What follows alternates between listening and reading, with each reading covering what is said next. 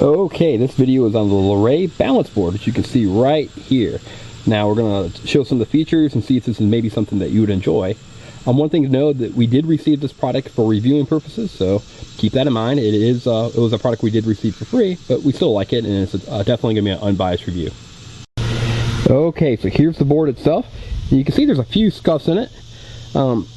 It's kind of got a plastic frame, so you'd have a hard time not getting any scuffs in it at all, but that doesn't really seem to affect it at all.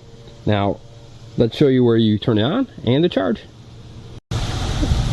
Okay, so right here you have the charging port, and then right there is where you turn it on and off. So when you charge it, you're going to want to charge it for, I don't know, I charged it probably for a couple hours for it to work well. And then it's lasted for a good 2 hours so far. Okay, so when we were riding it yesterday, we had probably about 10 neighbor kids joined in, and all but 2 of them were able to do it right away. So it took them maybe a minute to get balanced, and then they were able to pick it up at different speeds, but they were all able to figure it out, except for about 2, but they were the 2 lightest ones of the group. Now when you go, you want your feet to be equally spaced and just a little bit out in front of it, so you can see like that. And then you can go along. Now turns are pretty straightforward. You just shift your weight and on it turns. Now actually right here we're using it backwards, we believe. We think those lights go actually in the back instead of in the front. Now again, when you get on and off, it's kind of tricky. It's by far the hardest part is getting on and off the board, because you have a tendency to want to shift your weight, and when you shift it, the board wants to go in that direction. So that is definitely the part that takes the most practice. And actually, if you're going to fall, it's probably when you're trying to get off of it.